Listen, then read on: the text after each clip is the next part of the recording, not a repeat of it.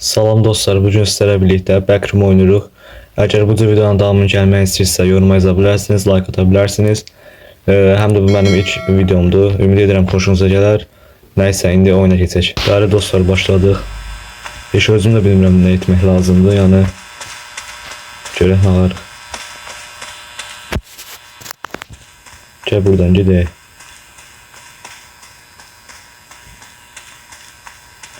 Bu oyunu bilmirəm heç, inanmıram qutaram.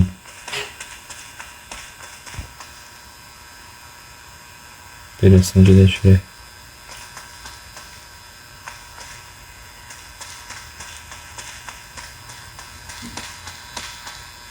Harda dib bir yer var, soxaq özümüz ora.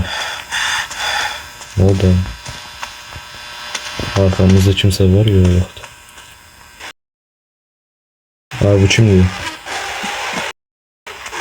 Ay, bu kimdir? Ha, getdim. Bu neydi belə? Oyunun məqsədi bundan qaçmaqdır. Nəsə tez. Çantamızda heç nə yoxdur. Ablam yenə nəfəsə qalıb, yəqin dalımızdadır. Dostlar, yoruma yazarsınız oyunlar oynamamı istəyirsinizsə.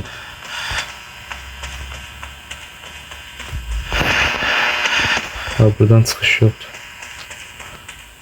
Buradan gəl.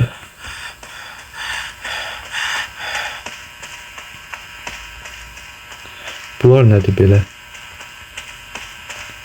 Burada düymə var, nə işə yarayır bu? Heç bir işə yaramır. Düymə deyilmiş o.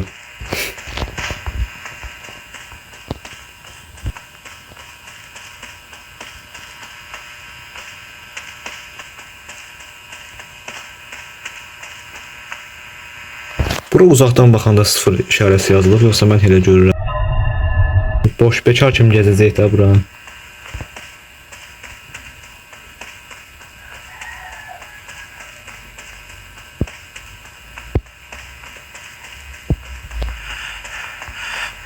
Ne oldu yine?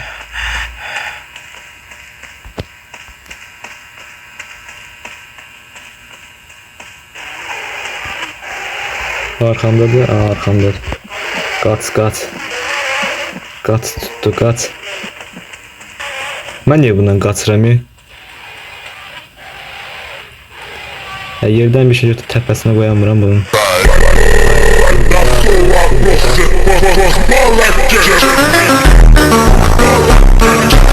Dostlar, indi bunun başka bir versiyası var. Bölümü de neredeyse. Buna geçtim, görüm bu nətər bir şeydi. Bura tort koyublar. Kimisə yəqin ki ad günüdür. Buradan belə hara.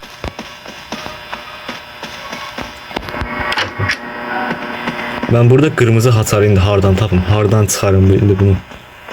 Başa çunkamız var.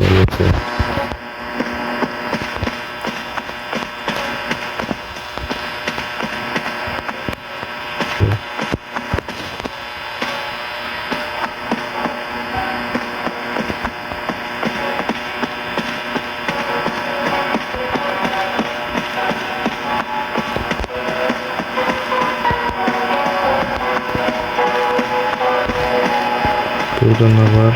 Böyle